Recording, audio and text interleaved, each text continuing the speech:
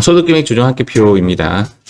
소득금액 조정합계표는 프로그램에 오시면 여기 다시 보시면 소득금액 합계표 및 명세서라는 여기인데요. 소득금액 조정합계표 및 명세서 여기를 이제 선택해서 이제 문제 주어진 거를 그냥 다 조정하는 겁니다. 여기서는 다 불러와줘요. 아까처럼 우리 뭐였죠? 건설 자금이자 건설 뭐 이렇게 하면 직접 입력이 선택이 되어 있어서 건설 자금이자 이렇게 뭐 다 조회가 됩니다. 모든 것들이 다 입력이 되는 것입니다. 현재 우리가 문제 풀 때도 거기서 F3 안 누르고 여기 눌러서 해도 무방합니다. 여기 이제 문제를 바로 푸는 건데 일단은 제 말 그대로 랜덤한 문제가 나오겠죠. 그래서 반복적으로 문제 나오는 것도 좀 외우시고 자주 나오는 것 좀 외우시고 나중에 실전 문제 한번 해보겠습니다. 소득금액 조정에 대해서는 얘가 공식입니다. 자산 부채는 유보, 자본은 기타, 수익과 비용에 대해서는 세무 조정을 하지 않는다가 원칙입니다. 이것이 이제 기본적인 논리인데 사실은 이게 제일 좋습니다. 그냥 느낌으로 푸는 겁니다. 느낌으로 풀어도 거의 맞추더라고요. 보니까 느낌으로 풀고, 다만 복잡한 세무 조정에 갔을 때는 이런 논리를 따라서 해라 라는 이야기입니다. 여러분 이제 한번 볼게요. 여기서 문제가 이제 이런 문제가 나온 거죠. 정기 말의 유보 잔액은 다음과 같다. 여기서 일단 답이 벌써 나왔어요. 대손 충당금하고 우리 총회법 쓰는 것이 뭐 있죠? 두 가지인데, 총회법의 의미는, 결론적인 의미는 전기의 유보를 뭐 해라, 무조건 추인해라 라는 뜻이잖아요. 그래서 이것이 이제 우리 시험에 나오는 총회법에 나오는 건 두 가지인데, 하나는 대손이고 또 하나는 재고자산 평가입니다. 현재 문제가 보면 대손이 나왔죠. 그렇죠? 그러면 뒤에 어떠한 말이 안 나올 수도 있어요. 안 나오더라도 얘는 무조건 뭐 한다? 추인해줘야 됩니다. 그래서 벌써 정답이 나왔어요.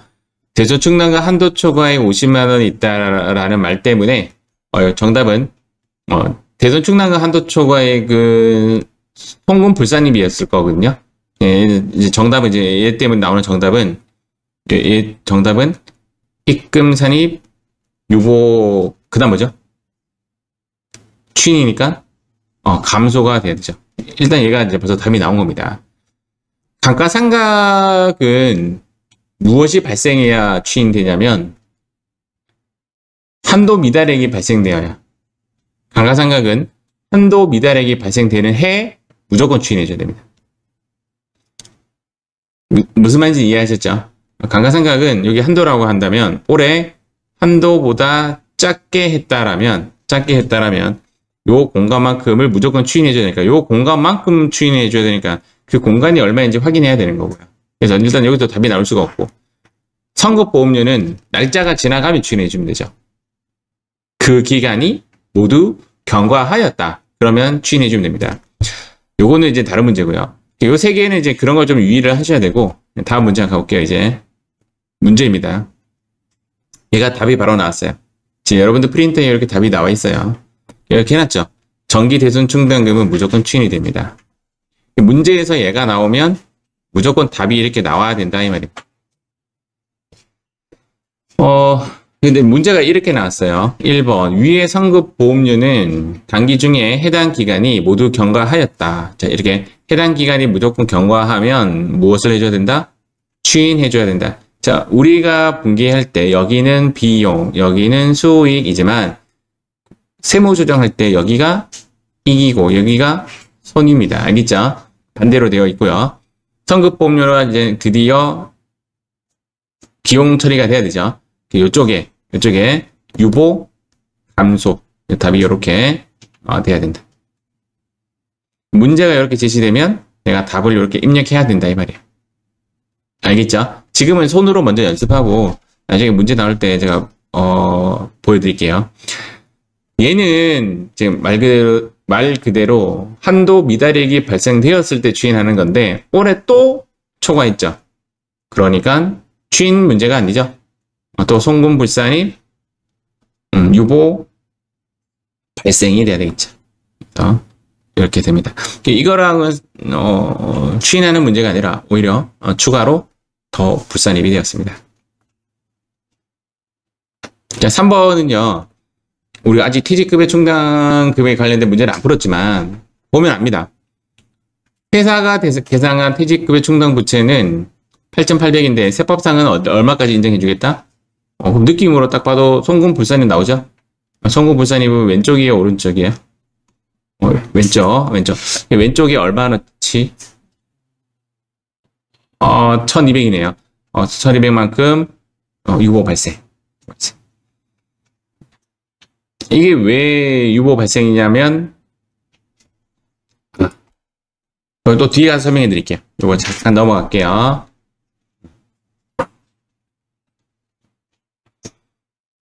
나중에 이제 여러분들이 이것 때문에 헷갈리고 그러진 않을 거예요.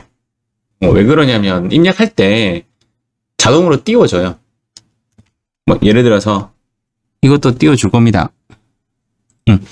네, 여기 금방 했던 대로 퇴직 이렇게 하고 엔터 치면 좀 읽어보시면 퇴직급여 충당금 한도 초과해서 유보 처분함 이렇게 나와 있다는 거죠. 이 부분이 나와 있기 때문에 한결 여러분들이 덜 틀릴 것 같다라는 이야기입니다.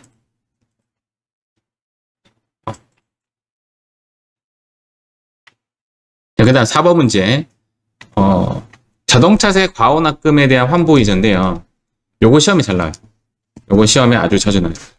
시험에 아주 자주 나오는 부분인데 이렇게 한번 해볼게요. 내가 이제 경비 처리를 했어요. 경비 처리를 제가 마이너스 처리했다라고 표현할게요. 마이너스 처리한 것이 돌아왔대요. 이거를 이제 환부라고 할게요. 알겠죠? 환급이라고 할까요? 환급 됐다. 그러면 마이너스 처리한 놈을 환급했으니까 마이너스 취소해야 되죠. 이 마이너스 취소를 제가 플러스 처리한다라고 표현할게요. 이해가시죠? 그런데 경비 처리를 안 했어요. 가장 대표적으로 나오는 게 뭐냐면 법인세거든요. 법인세는 경비 처리가 안 돼요. 송금 불산입 항목이에요. 그런데 얘가 환급됐대요. 그러면 어떻게 돼요? 플러스 처리도 하지 않는다 이 말입니다. 여기까지는 이해 가세요? 자, 다시 논리가 어떤 논리냐면 마이너스 처리한 놈이 돌아오면 플러스 처리한다.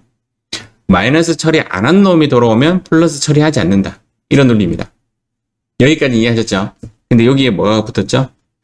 이자가 붙죠. 즉 이렇게 돌아올 때 무엇이 들어오냐면 이제 환급된 거에 대해서 무엇이 붙었다? 이자가 붙었다. 경비가 100만원 경비였는데 예를 들어서 요거는 이제 세금과 공과라고 할게요. 요거는 법인세 등이고 얘는 그냥 일반적인 세금과 공과가 경비 처리를 했는데 돌아올 때 100만원에 플러스 2만원이 들어왔다 이 말이에요. 이해갑니까? 그러면 이 100만원은 입금 처리하고 이 2만원은 입금 처리하지 않습니다. 무조건입니다. 무조건 입금 불산입이에요. 2만원에 대해서는 무조건 플러스로 보지 않습니다. 그럼 얘도 마찬가지예요. 100만원이 돌아왔을 때 102만원으로 돌아왔다. 그럼 100만원 또 입금 처리하지 않고 2만원 또 입금 처리하지 않는 거죠. 자, 환부가 아니라 환부 이자입니다. 이해죠? 돌아온 돈에 대한 플러스 이자는 무조건 입금 불산입 기타입니다. 자, 여기 한번 볼게요. 이렇게 기타. 이 32,000원이 원래는 이제 환부 원금이라고 한다면 그 원금은 플러스 시키는 게 맞아요. 근데 환부 이자는 기타 처리한다. 과호납금에 대한 환부 이자는 자주 나오는 문제이다. 그대로 외워도 좋고 입금 불산입에는 유보와 기타밖에 없고 이게 어떤 이야기냐면 또 여기 보시면 요거 이야기죠. 4번은 이제 제가 시험에 본 적이 없기 때문에 지금 입금 불산입 항목 쪽, 즉 송금 산입 항목 쪽에는 지금 보면 유보와 기타밖에 없어요. 맞죠? 그래서 얘는 되게 쉬워요. 유보는 자산 부채만 유보고요. 나머지 전부 다 기타예요. 그래서 얘는 이제 기타로 처리한다. 이거 이렇게 자산과 부채 관련 조정이 아니면 무조건 기타로 처리한다. 환부 이자에 대해서는 차후 조정이 필요하지 않으므로 기타로, 즉 추인하고 이런 문제가 안 나타난다는 그런 뜻입니다. 자, 이거는 좀 어려운 문제인데요. 재산세 자본적 지출, 아까 마지막 4번에 있는 건데, 이거에 대한 문제가 이렇게 나왔어요. 이거는 그냥 한번 설명 듣고 넘어가는 쪽으로 하세요. 문제가 좀 어렵습니다. 위에 마이너스, 이 삼각형의 의미가 뭐냐면, 그냥 마이너스의 의미예요. 알겠죠? 마이너스는 우리는 얘를 뭐라고 하죠? 송금이라는 뜻입니다. 그냥. 그래서, 마이너스 유보 재산세 자본 지출, 이거는 송금 산입 유보였다, 이 말입니다. 송금 산입 유보의 자본적 지출 처리의 450만 원은 정기의 토지의 정기분 재산세를 재산세는 세금과 공과거든요. 그런데 내가 토지 원가에 가산한 회계 처리에 대해서 수정사항으로서 이를 단기에 토지의 가액 및 2월 이익여금을 해서 차감했다. 이게 어떤 이야기냐면 정기에 재산세인데 재산세는 세금과 공과잖아요. 그런데 장부에서 토지라고 쓴 거다 이 말입니다. 그러니까 무엇이 발생되죠? 세무조정이 발생되었겠죠. 야, 너 아니야, 나가. 야, 너 들어와. 이렇게 된 거죠. 그럼 세금과 공과는 비용이니까 세무조정을 하지 않는다 이 말이죠.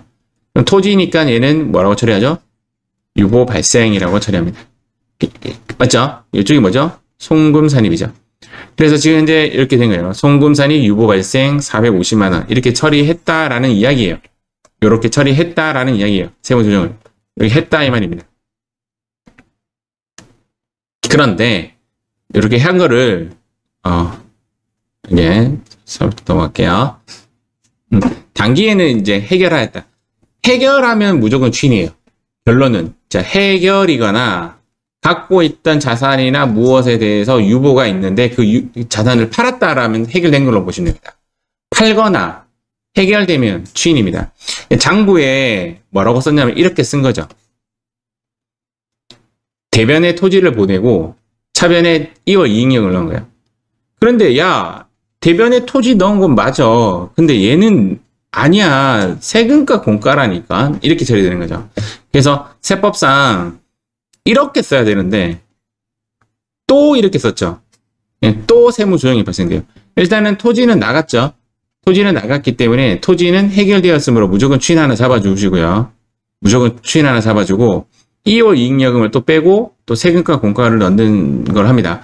그러면 세금과 공과는 비용이니까 세무조정을 하지 않고요. 2월 이익여금은 자본이니까 뭘로 처리하죠? 기타로 처리하면 됩니다. 그래서 정답은 어떻게 되냐면 이 문제에 대한 정답은 어떻게 되냐면 송금산입 유보를 입금산입 유보 감소라고 답을 쓰고 이 정답은 또 요거에 대해서 즉 2월 이익여금에 대해서 기타라고 세무조정을 하는 것이 정답이 되었어요. 정답이 두 개지. 아주 어려운 문제예요. 아주 어려운 문제. 이 문제에 대해서 문제는 요거밖에 안 나타났어요. 정답은 이제 두 개가 나타나는 이제 문제가 답이 된 거죠.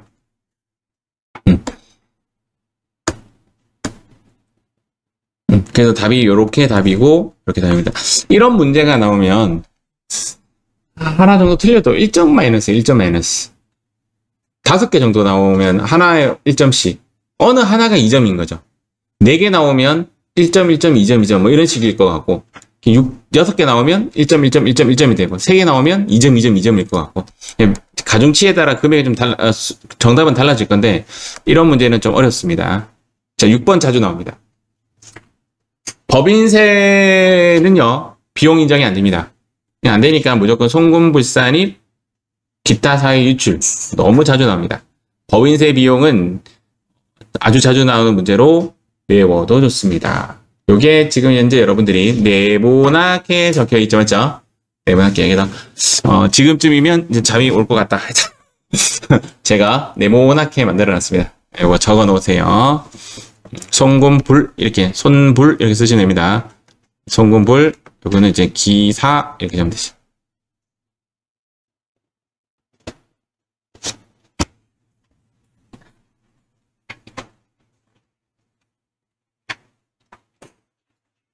요것도 가끔씩 나오는데 얘는 좀 풀어낼 수가 있습니다. 단기 매매 증권 문제가 나올 때도 있고요. 매도 가능 증권 문제가 나올 때도 있는데 단기 매매 증권은 세무조정 하나만 하고요. 매도 가능 증권은 정답을 2개 적어야 됩니다. 2개 적어야 되는데 논리대로 푸는 방식이 있고 빨리 푸는 방식이 있습니다. 제가 먼저 빨리 푸는 방식부터 먼저 보여드릴게요. 매도 가능 증권이 3천만 원인데 4,500으로 증액했대요. 그래서 증액했겠지. 차변에 매도 가능 증권 1,500, 대변에 매도 가능 증권 평가 이익 1,500. 야, 그 평가 이익은 이익으로 안 봐. 이렇게 할 거 아니에요. 맞죠? 입금 불산이익이 잡히는 거죠. 그래서 입금 불산이익이 잡히고, 그 다음 매도 가능 증권이 매도 가능 증권 평가 이익 부분에 대해서 어떻게 하냐면, 자산이니까 유보 발생이 됩니다. 이게 1번입니다. 이게 1번. 왜 유보 발생인지는 바로 제가 설명해 드릴게요. 그리고 반대, 제가 이중세무조정이 됐잖아요. 이중세무조정. 맞죠? 이중세무조정의 요 반대쪽에 매도 가능 증권에 대한 평가 이익을 실제 여기 입력할 때는 여기 매도 가능 증권입니다. 보통. 근데 이 과목에 대해서는 배점이 일어나지 않을 거예요. 여기에 매평이익이 기타로 하나 더 추가를 해주시면 됩니다. 반대로. 왜 이렇게 되는지는 논리적 설명해 드릴게요. 논리적 설명. 자, 장부에는 밑에 해석이 되어 있습니다. 매도 가능 증권, 매도 가능 증권 평가 이익 이렇게 잡았을 거란 말이에요. 그런데 세법상으로는 인정하지 않으니까 세법상으로는 어떻게 되냐면 없음이 돼요. 없애려면 어떻게 해야 돼요? 역분개해야 되죠. 맞죠? 그래서 세무조정은 역분개하니까 대변에 있던 매도 가능 증권이 차변으로 오고요. 차변에 있던 매도 가능 증권이 대변으로 가는 거죠. 그러면 자본은 뭘로 처분하죠? 기타로 처분하고 자산은 뭘로 처분하죠? 유보로 처분해요. 그래서 대변은 유보가 되는 겁니다. 대변이란다. 오른쪽이 유보가 되는 겁니다. 정답은 얘가 정답이 됩니다. 이 문제가 만약에 매도 가능 증권이 아니라 단기 매매 증권이었다면 얘가 없어져요. 얘만 일어나요. 알겠죠? 그래서 단기 매매 증권은 하나만 하는 거고 매도 가능 증권은 반대편에 기타를 넣어준다라고 외워주는 것도 하나의 방법입니다. 근데 딱 봐도 입금 불산입이라는 건 바로 이해가잖아요. 입금 불산입 시키시면 돼요. 느낌으로. 이거는 C급. 잘 안 나올 것 같은데.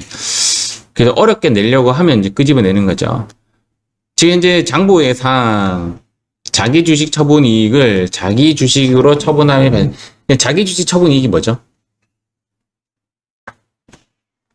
그러니까 그럼 예를 들어서 단기 매매 증권 처분 이익은 이익이 맞나요? 평가 이익 말고 처분 이익. 단기 매매 증권 처분 이익, 매도 가능 증권 처분 이익이 맞잖아요. 그러면 자기 주식 처분 이익은 뭐죠? 다시 이야기하면 제가 삼성전자 주식을 사가지고 처분해서 이익이 생겼어. 그럼 이익이 맞아요. 그게 매도 가능 증권 처분 이익이나 단기 매매 증권 처분 이익이 되는 거죠. 이익이 맞아요. 차익을 봤으니까 세금 내야 돼요. 내가 삼성전자예요. 그런데 삼성전자 주식을 사서 팔면서 이익이 생겼어요. 그럼 뭐 이익이 맞아요? 지금 자기 주식이 그 말이잖아요. 타인 발행 주식은 매도 가능 증권이나 단기 매매 증권으로 해서 샀다가 1,000원에 샀다가 1,500원에 팔면 500원 이익 받잖아요. 그럼 법인세 내야지. 근데 내가 삼성전자야. 그래서 삼성전자의 주식을 사서 삼성전자의 주식을 팔아가지고 이익이 생겼어. 그럼 그 이익 맞아요? 이익 맞아요. 이익이 맞는데 장부상 자기 주식 처분 이익은 자본잉여금으로 분류했을 뿐이에요. 법인세가 봤을 때는 야, 네 주식 싸게 사가지고 네 주식 비싸게 팔았으니까 네 이익이니까 세금 내야 맞다는 거지. 근데 왜 장부상에서는 자본잉여금을 잡아놓냐면 이렇게 생긴 이익을 배당을 안 해요. 당기순이익에 담가 놓으면 그것을 배당을 해야 되거든요. 그래서 배당하지 않는 주식으로 분류를 하다 보니 자기 주식 처분 이익이 자본잉여금으로 간 거예요. 이해가시죠? 이런 거예요. 장부상으로는 입말을 뭘로 보냐면 자잉으로 본다. 자본이익. 이해가시죠? 자본잉여금으로 보는데 법인세법에서 볼 때는 야, 그거 이익이 맞다는 거죠. 이해가십니까? 이익이 맞아. 야, 너 그 무슨 자본잉여금이 웃기지만 너 이익이니까 세금 내. 그러니까 세무조정은 이렇게 하는 거예요. 자잉이 왼쪽으로 오고 이익을 수익을 할게요. 알겠죠? 제가 그냥 수익을 할게요. 수익은 오른쪽으로 가는 거죠. 이렇게 이제 세무조정이 일어나겠죠. 이렇게 세무조정이 일어나면 얘는 세무조정 하지 않고요. 맞죠? 얘는 뭘로 세무조정하죠? 기타로 세무조정하는 거죠. 그래서 정답이 어떻게 되냐면 이게 정답이 되는 거죠. C급. 자, 다음 문제 가보겠습니다. 손익계산서상 세금과 공가로 처리한 금액에는 토지의 취득세는 세금과 공가가 아니라 토지가 되어야 되죠.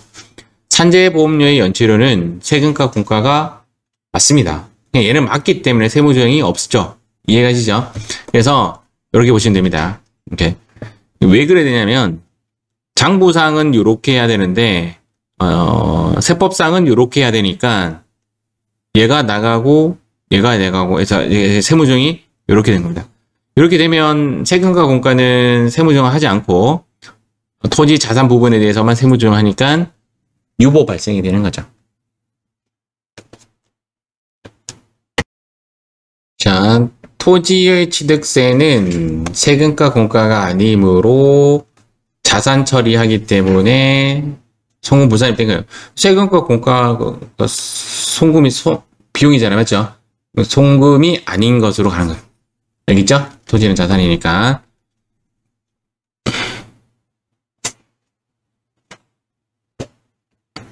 이 내용은 이자 수익은 현금주의다라는 내용.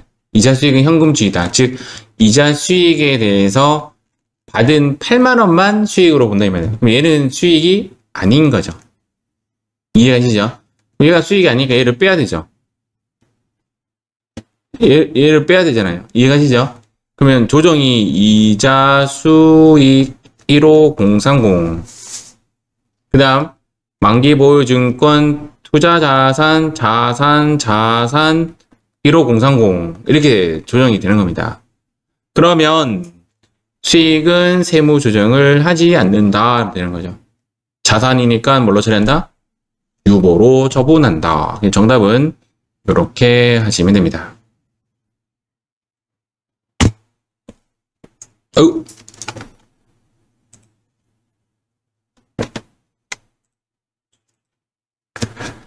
법인의 출자자인 임원이 이 문제 맞아요? 맞네요. 법인의 출자자인 임원이 사용하고 있는 사택의 유지비를 건물관리비로 처리하고 비용 아니죠? 비용 아니에요. 비용 아니에요. 그러면 송금, 불산입 이렇게 되죠. 맞죠? 손금, 불산입 이렇게 되죠. 법인의 출자자, 이제 사택의 유지비, 자, 사택 유지비. 출자자는 뭐로 처리하죠?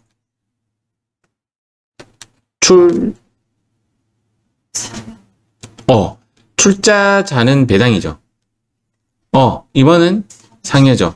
그래서 옆에 적혀있죠. 주임기 이렇게 적혀있죠. 밑에서부터 위로 가면서 우선순위가 있다. 이미 우선이잖아요. 이해하죠? 그래서 얘가 상여가 됩니다. 만약에 이 사람이 임원이 아닌 출자자면 배당이죠. 배당 이렇게 되고 소액주주인 임원은 사택 사용해도 됩니다. 알겠죠? 대주주인 임원은 안 됩니다. 그때는 상여로 처분하겠죠. 대주주라면 상여가 아니라 임원이 아니라 알겠죠? 배당이 될 수도 있고 임원이 될 수도 있고. 그래서 350만 원에 대해서만 상여 처분하면 정답이 됩니다. 주임기 밑에서부터 위로 이렇게 우선순위가 있는 거죠.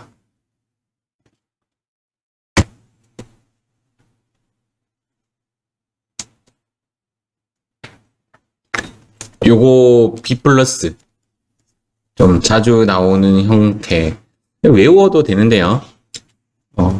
요게 포인트 글자는 개인의 유가증권을 그 다음 고가 매입이죠. 고가 매입했을 경우에 그 금액 차이만큼을 유보 처분한다. 입금 산입하고 유보 처분한다. 밑에 설명되어 있죠. 개인의 유가증권을 저가 매입한 거에 대해서 그 개인이 내야 할 소득세를 법인이 안고 간다라는 그렇게 좀 측정을 합니다. 그래서 그 차이만큼을 요게 포인트죠.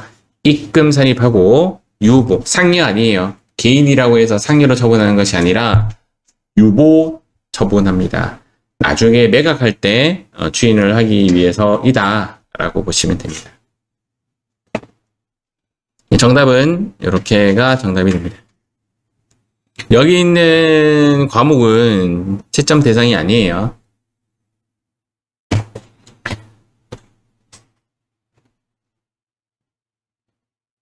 자, 요거 아까랑 비슷한 건데 한 번 더 볼게요. 자동차세는 경비 인정이 된 건가요? 됐죠. 자동차세는 세금과 공과했겠지.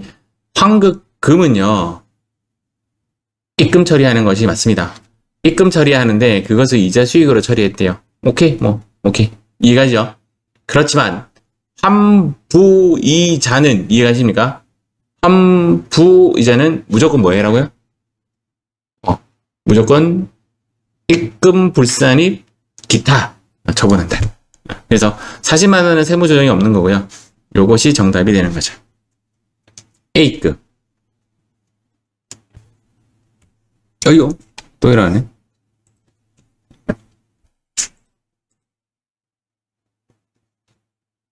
자, 요거 아까 반복적인 문제입니다. 한번 풀어볼까요?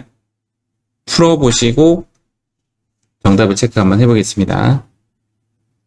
자, 정답 공개하겠습니다. 개인, 유가증권, 저가 매입은 입금산입, 유보. 또 친절하게 또 여기 딱 네모되어 있다 맞죠? 여기 이제 고민했을 거예요. 숫자를 뭘 적었지? 이렇게 맞죠? 요거 차이. 자, 이게 직접 한번 해봐야 돼. 이렇게. 500입니다. 500. 500을 적으시면 됩니다.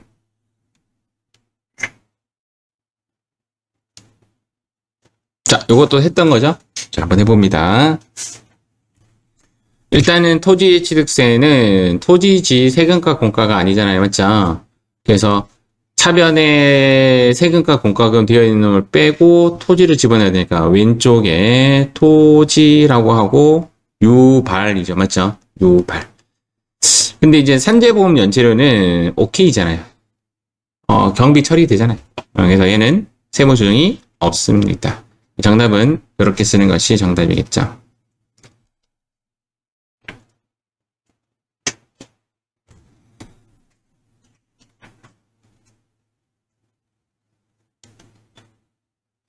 법인세 등은 무조건 A급 풀어봅니다.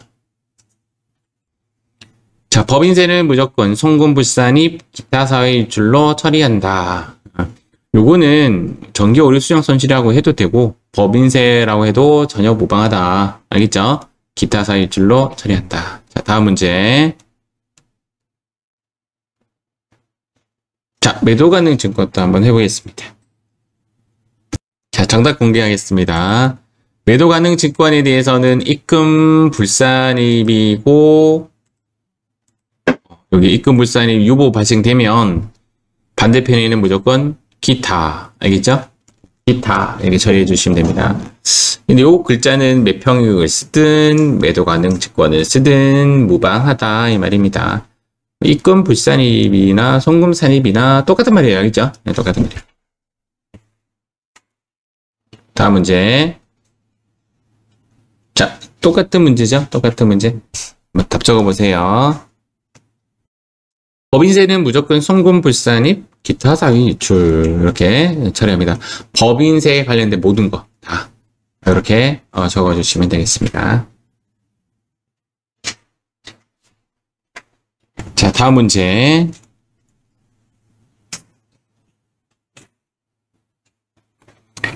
국세 환급의 가상금이요. 환급, 아까 환부 이자랑 똑같은 거예요.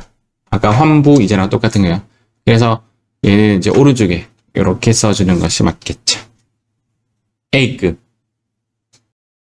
다음 문제 보겠습니다. 세금과 공과로 처리한 금액에는 건물의 재산세. 건물의 재산세는 세금 공과 맞잖아요. 세무조정이 없죠. 이해가시죠? 토지 위반 범칙금은 송금 불산입이죠. 이해가시죠? 답을 한번 써보세요. 보시고 답 써보시고 칠판을 확인합니다. 다음 문제 가겠습니다. 또 반복적이죠. 맞죠? 개인, 유가증권, 유가 매입.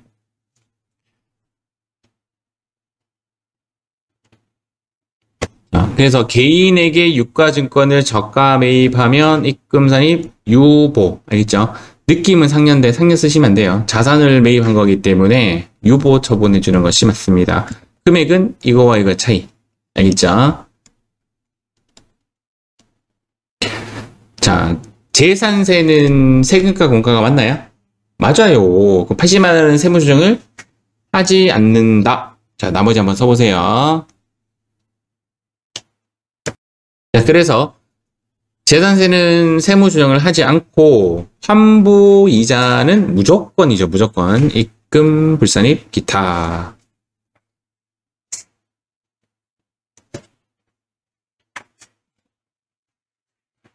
법인세에 관련된 거는 무조건 어떻게 하라고 했죠. 법인세에 관련된 거는 한번 적어봅니다. 법인세에 관련된 거는 무조건 송금, 불산입, 기타 사회 유출 처리한다. 다음 문제.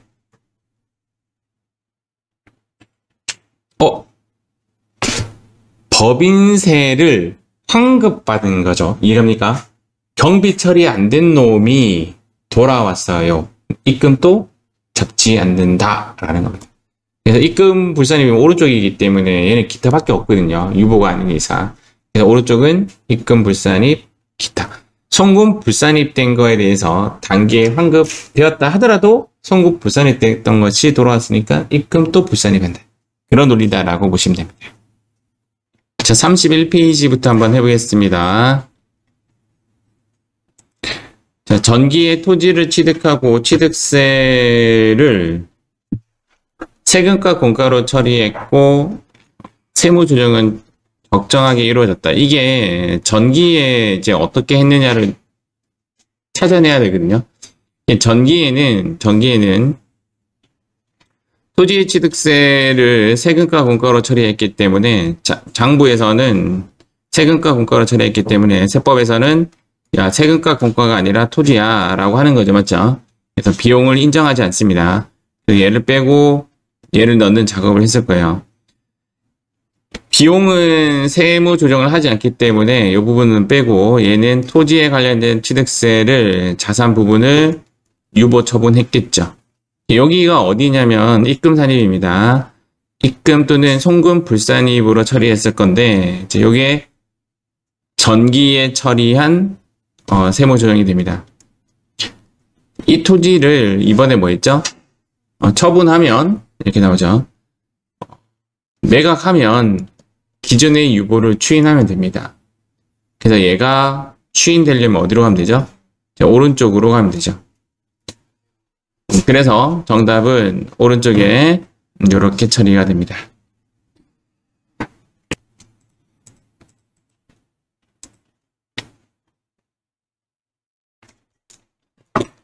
지금 이제 회사가 이자 수익을 이제 잡았다라는 거죠. 그런데 이자 수익은 올해 받는 것이 아니면 얘는 입금 불산입합니다. 올해 받는 것이 아니면. 그래서 이자 수익하고 기부금은 현금주의다 이렇게 적어놨죠. 그래서 돈을 받을 때 그때 원천 징수하고 그때 이제 세금을 떼는 것이 맞습니다. 그래서 이자 수익만은 입금 불산입 유보 이렇게 처리합니다.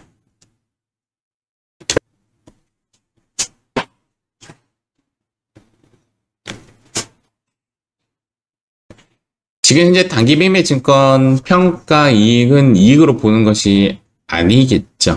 그래서 입금 불산입 유보 처리하시면 됩니다.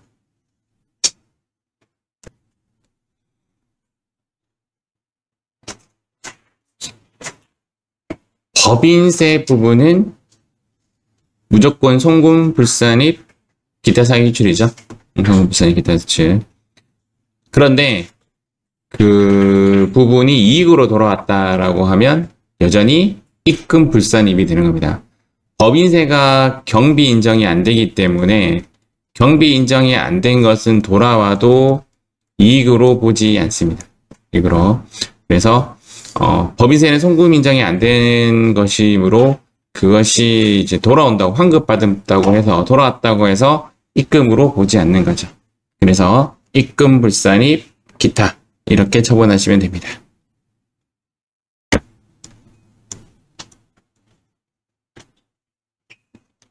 감가상각비 1,500만원, 세법상 감가상각 범위액은 2천만원인데, 자, 올해 감가상각비가 범위액이 2천인데, 얼마만큼 썼다? 1,500만큼을 감가상각 했다, 맞죠? 이만큼의 신부족액이 발생됩니다. 우리 흔히 말하는 한도 미달액이 발생되면, 그 전에 유보 잔액이 있다라면, 그 유보 잔액만큼 넣을 수가 있죠, 맞죠? 그래서 그때 송금 불산입 됐던 부분이 송금 산입하시면 됩니다. 근데 그때 추인이기 때문에 유보 감소라고 하면 되겠죠. 그렇죠? 감소라고 하면 됩니다.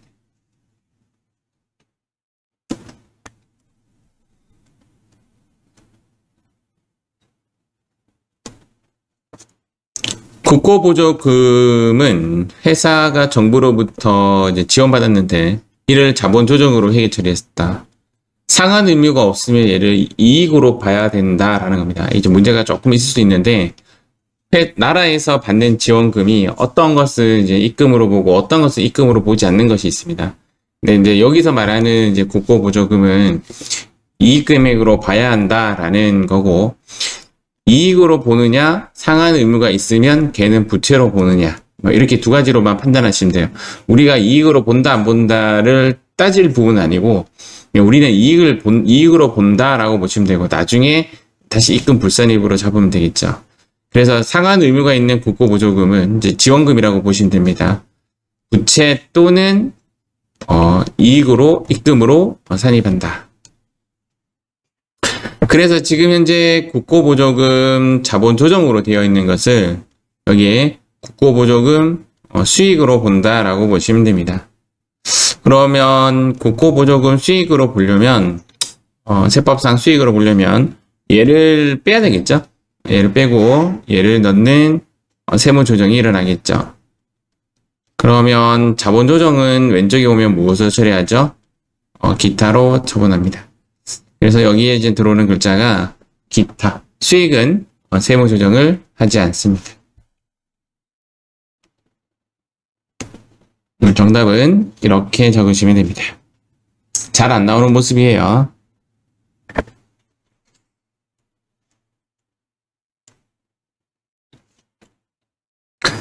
국민은행으로부터 장기차입금을 출자 전환하여 장기차입금이 줄어들고 주식을 발행해 줬다는 겁니다. 다음과 같이 회계 처리해서 했다. 주식의 시가총액은 1,000만원으로서 얘는 300만원만큼의 이익을 본 격이 되죠. 즉 장기차입금 1,300만원짜리를 주식 1,000만원 주고 퉁친 거예요. 300만원의 이익이 생긴 거죠. 그렇지만 우리는 이때 분계를 자본잉여금인 주식 발행 초과금으로 처리를 합니다. 그런데 세법상 봤을 때는 야, 그게 무슨 자본잉여금이야, 이익이야, 이익 해서 얘를 빼고 얘를 주식 발행 초과금을 예를 들어서 주식 발행할 때 생긴 수익으로 인식하는 거죠. 세법에서는. 그래서 세무조정은 이제 어떻게 일어나냐면 얘를 까고 얘를 넣는 그런 세무조정이 일어납니다. 그러면 자본잉여금이 왼쪽으로 왔기 때문에 얘는 세무조정이 기타로 처분이 되죠. 얘는 세무조정을 하지 않습니다. 그래서 정답은 이렇게 처리가 되면 됩니다.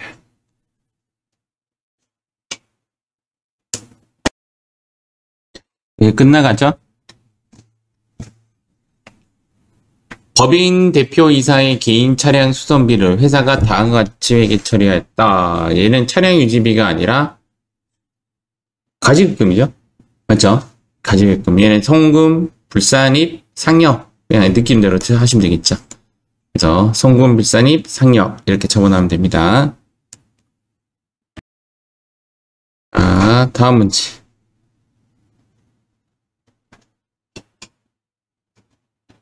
자, 요거 한번 해보실까요? 자, 토지의 취득세는 세금과 공과가 아니죠. 경비 불인정, 송금 불산입, 유보 이렇게 처리하면 됩니다.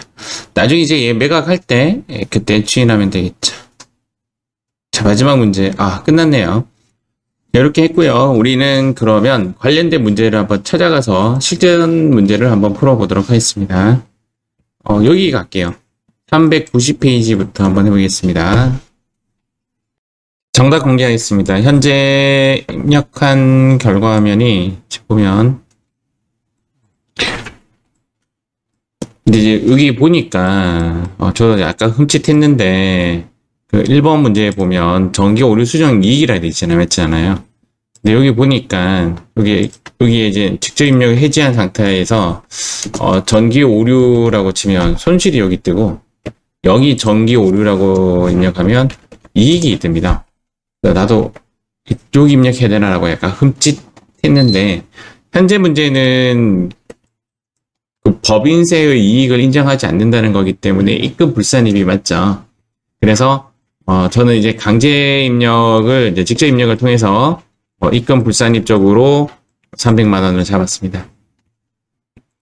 자, 두 번째는 이제 감가상각비 아까 했던 문제죠. 2천만 원까지가 한도인데 500만 원의 시임 부족액이 발생되었기 때문에 정기 유보 잔액이 있다라면 그 금액 범위만큼은 무조건 추인해 줘야 한다. 여기서 이제 중요한 거는 유보 감소라는 글자가 들어가야 되는 거죠.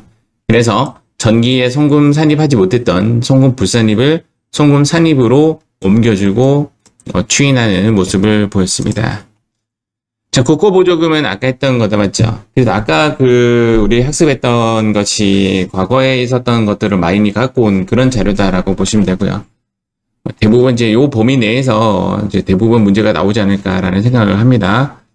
그래서 정답은 이제 국고보조금만큼을 입금 잡아야 되고 그것은 나중에 차후 재조정을 원하지 않기 때문에 기타로 처분하시면 됩니다. 이번에는 여기 401페이지 한번 해보겠습니다. 자, 여기 보니까 법인세는 송금 불산입이다. 맞죠? 송금 불산입이라서 여기 법인세 등 기타 사유 일출 이렇게 처리하면 되고요. 자, 그 다음 퇴직급여는 한도가 3,500인데 4천만 원을 지급했다. 예를 들어서 임원이 아니라 직원에게 그렇게 했다. 그러면 상관없어요. 직원은 퇴직금 한도라는 게 없어요. 그런데 임원은 한도까지만 줘야 돼요. 한도를 넘은 이 500만 원에 대해서는 상여로 처분을 해야 됩니다. 그래서 500만 원 한도. 요거는 이제 처음 보는 건데 아직 우리가 업무형 승용차 수업을 하지 않았어요. 업무형 승용차는 2016년 이후 취득분부터는 무조건 감가상각을 해야 돼요.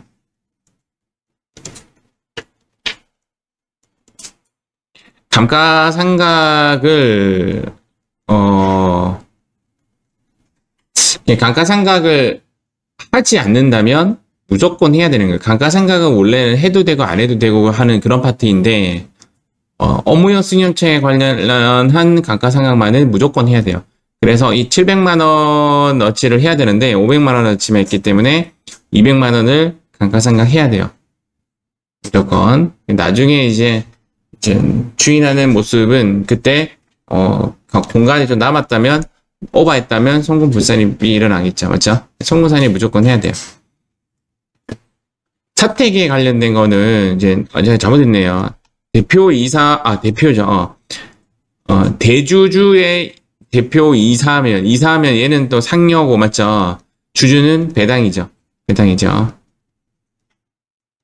이게 주임기 이렇게 돼가지고 밑에서부터 우선순위가 되기 때문에 상여에 먼저 걸립니다. 상여 다음에 배당이에요. 그래서 얘는 이사기 때문에 대표이사의 주주이기 때문에 상여도 되고 배당도 될 수가 있지만 우선순위가 상여로 가기 때문에 얘는 상여로 취급 처리해야 한다. 그래서 지급 임차료도 상여 이렇게 처리하시면 되겠습니다. 여기 있는 문제는 조금 어렵죠? 자, 다음 문제 한번 가보겠습니다. 자, 이번에는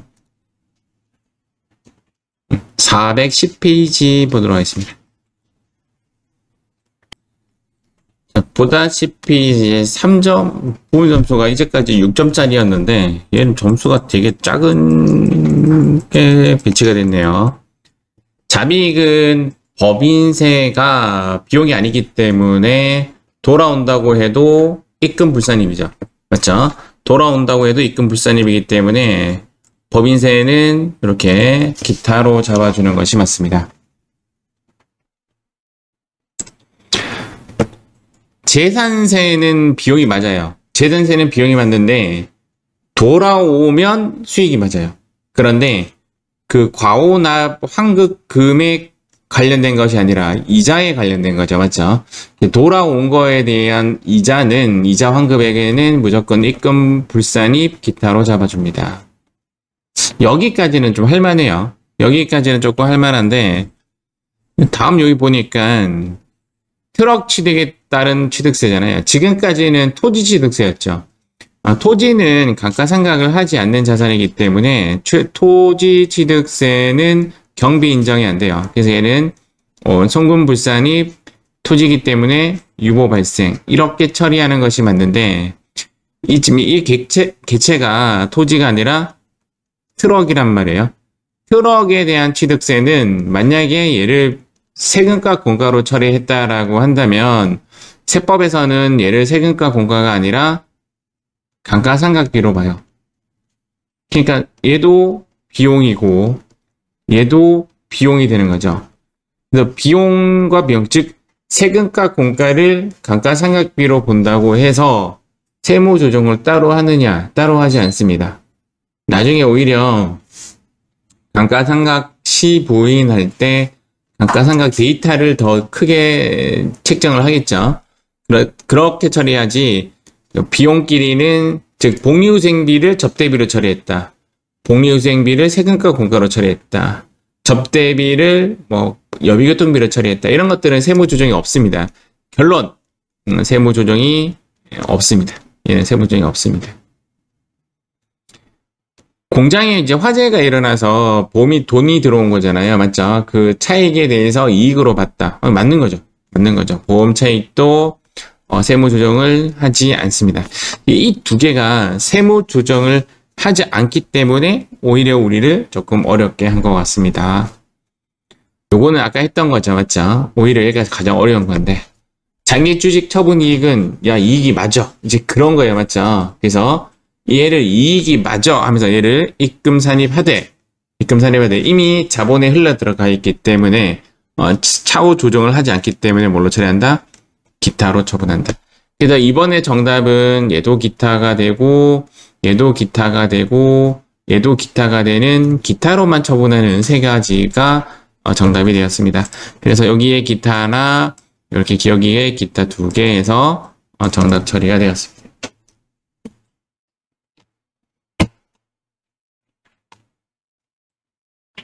우리가 다 하지는 못할 것 같고 소득금액 주정학계표 문제는 이렇게 마무리하도록 하겠습니다. 나머지 여기 있는 문제들은 여러분들이 직접 한번 풀어보시기 바랍니다. 뿅.